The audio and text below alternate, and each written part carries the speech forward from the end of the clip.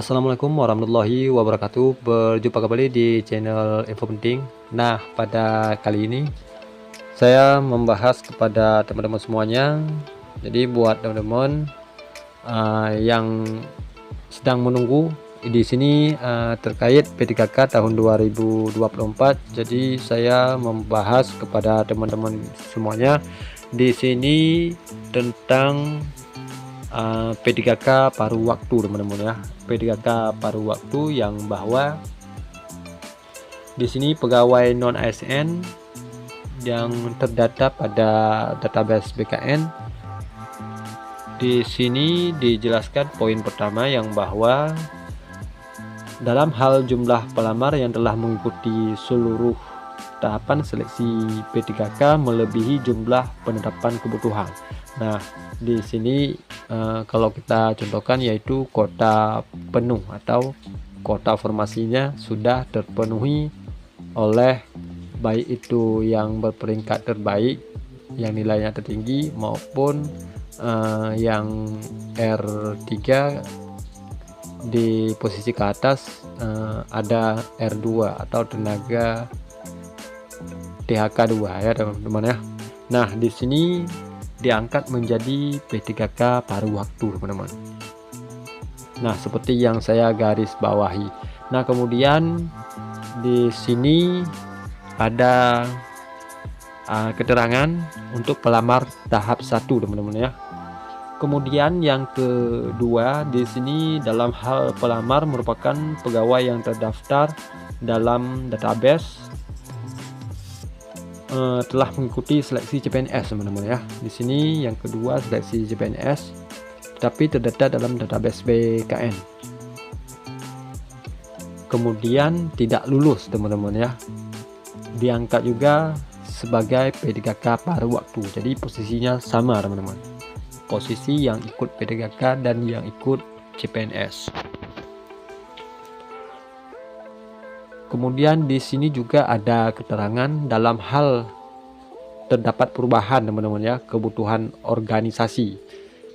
Penyesuaian penetapan kebutuhan dapat dilakukan pada saat pengusulan nomor induk, teman-teman, P3K dan paling lama 3 bulan, teman-teman,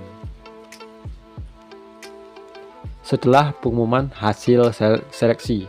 Nah, sepanjang sesuai dengan persyaratan pada jabatan, teman-teman ya.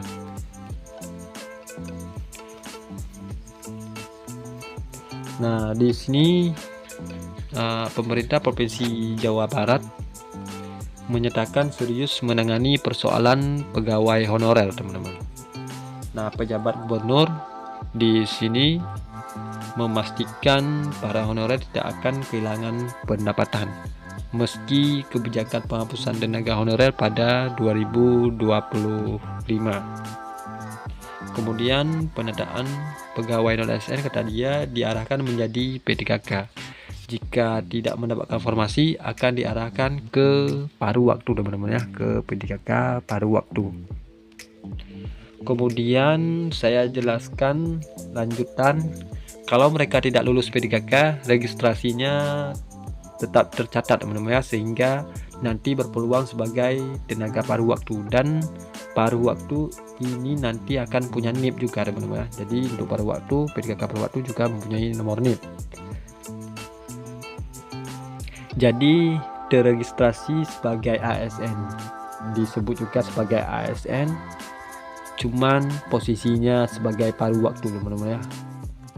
Harapannya semua memenuhi persyaratan, jadi sesuai juga dengan persyaratan yang berlaku, teman-teman ya. Kalau tidak, sudah ada arahan tidak diperkenankan ada pemberhentian tanpa alasan atau tidak sesuai regulasi. Nah, jika tidak sesuai regulasi maka tetap juga tidak bisa menjadi P3K paruh waktu.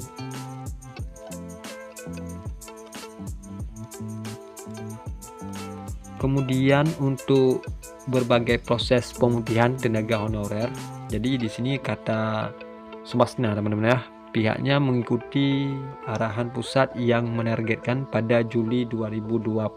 Nah, untuk target penyelesaian ini yaitu pada Juli 2025. Status honorer semua selesai. Jadi Juli 2025 semua honorer sudah selesai teman-teman ya, baik melalui CPNS, P3K maupun yang disebutkan ini P3K paruh waktu.